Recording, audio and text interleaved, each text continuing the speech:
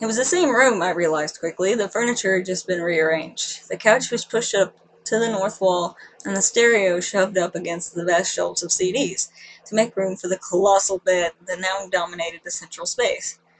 The southern wall of glass reflected the scene back like a mirror, making it look twice as bad.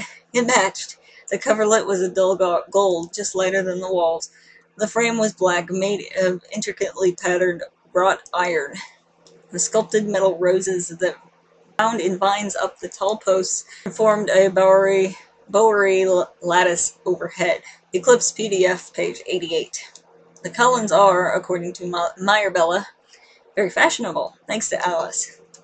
I hadn't noticed their clothes before. I'd been too mesmerized by their faces. Now that I looked, it was obvious that they were all dressed exceptionally well, simply, but in clothes that subtly hinted at designer origins. With their remarkable good looks, the style with which they carried themselves, they could have worn dish rags and pulled it off. It seemed excessive for them to have both looks and money. Twilight PDF, page 17. Got that right. He smiled just a little. Well, we're easily able to help out with any needs here. Alice rarely allows us to wear the same thing twice. We've got piles of brand new clothes that are destined for goodwill, and I imagine that Leah is fairly close to Esme's size. Breaking Dawn PDF, page 308. Aw, they give their cast-offs to a thrift store. Isn't that kind of generous of them? No, notice Alice at work here. She won't let them wear their clothes. That would be horrible. And this really takes the whole cake right here. I know I've read part of this before, but it's worth repeating. Also, this dress that Alice must have put me in sometime when I was too lost in the birding to notice was not what I would have picked out for either jumping or hunting. Tightly fitted ice blue silk? What did you think I would need it for? Was there a cocktail party later? Snip. Ha! The ground seemed to move towards me so slowly that it was nothing at all to place my feet. What shoes had Alice put me in? Stilettos? She'd lost her mind. To place my silly shoes right so that the landing was no different than stepping 1 foot forward on a flat surface. Snip. Well, Alice always seemed to treat clothes as if they were disposable and meant for one-time usage. So she shouldn't mind this. I bent carefully to grasp the hem of the undamaged right seam between my fingers, and, exerting the tiniest amount of pressure possible, I ripped the dress open to the top of my thigh. Then I fixed the other side to match. Breaking Dawn PDF, pages 456 and 459. So to recap, Alice doesn't like the Cullens re-wearing clothes, and, as demonstrated earlier, she has no problem throwing away money, or throwing money around to get people to cooperate with her. While Bella was in mind-blowing agony that lasted 19 PDF pages, Alice decided to play Barbie doll with her. Between that and this next thing, what little love I had for her in Twilight evaporated completely. We wound, always too fast, down the long drive. Alice pulled around to the garage, and I quickly looked over the cars. Emmett's big Jeep was there, with a shiny canary yellow Porsche between it and Rosalie's red convertible. Alice hopped out gracefully, went to stroke her hand along the length of her bribe. Pretty, isn't it? Pretty over the top, I grumbled, incredulous. He gave you that just for 2 days holding me hostage? Alice made a face. A second later, comprehension came, and I gasped in horror. It's for every time he's gone, isn't it? She nodded. I slammed my door and stomped towards the house. She danced along next to me, still unrepentant. Alice, don't you think that this is just a little bit controlling? Just a tiny bit psychotic, maybe? Not really, she sniffed. You don't seem to grasp how dangerous a young werewolf can be, especially when I can't see them. Edward has no way to know you're safe. You shouldn't be so reckless. My voice turned acidic. Yes, because a vampire slumber party is the pinnacle of safety-conscious behavior. Alice laughed. I'll give you a pedicure and everything, she promised. Eclipse PDF, page 85. I don't see how Meyer can think this stuff is okay. It's disgusting. And To anyone who says that what Edward does to Bella is not abuse because she doesn't think it is, well, there's the proof that she does think that it is. She calls it controlling and psychotic, even. Those aren't exactly happy terms. And Alice could have bought her own damn car. Her seer ability makes her the breadwinner of the family, playing the stock market. Finally, one last quote from Bella in Breaking Dawn, PDF page 8. Besides my dad and my mom, it didn't really matter what people were saying about my art.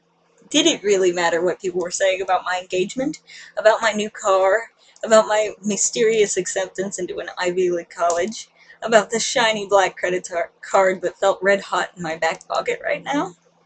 You act like you don't love the attention and the money, Bella, but we know better considering your post-vamp true self reactions to them. Let's move on now to their favorite shiny toys, some of which you got to see in the psychotic quote. The Cullens love their cars very much. There's at least one car for a Remire and two for Bella. I know, but I was wondering, are you driving a Mercedes Guardian?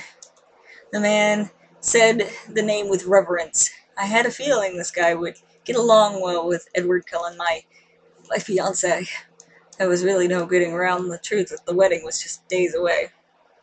They aren't supposed to be available in Europe yet, the man went on, let alone here. Breaking Dawn, PDF page 9. By the way, this car is missile-proof, designed for Middle Eastern diplomats, arms dealers, and drug lords. It's tank-resistant. But even in my darkest imaginings, I had not foreseen that he would get me two cars. The before car and the after car, he'd explained when I flipped out. This was just the before car. He told me it was a loaner and promised that he was returning it after the wedding. Writing down PDF, page 12.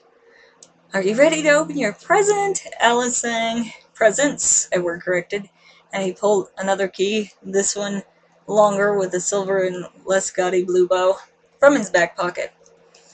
I struggled to keep from rolling my eyes. I knew immediately what this key was to, the after car.